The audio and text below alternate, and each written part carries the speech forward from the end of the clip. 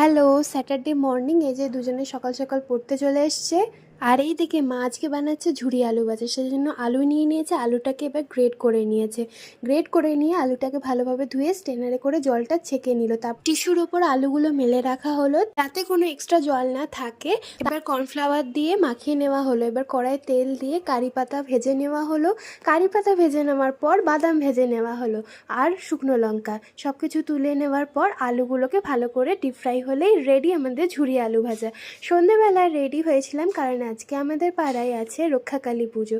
তো চলে এসেছি পাড়াতে, আর দেখো মাকে কি সুন্দর লাগছে। এছাড়াও বসেছিল কফি স্টল, ফুচকা স্টল, আর ফুচকা স্টল বসেছিল আমাদের মাঠেই। তো এখানে আমি আর মা চলে এসেছি ফুচকা খেতে। আর এই যে আমরা এখন আমাদের ফুচকাটা এনজয় করছি। আর এখানে সবাইকে ফ্রাইড রাইস আলুর দম দেওয়া হচ্ছিল, আমরাও নিয়ে এলাম এই যে ফ্রাইড রাইস আর আলুর দম। আমি আর মা এখানে ডিনার করলাম।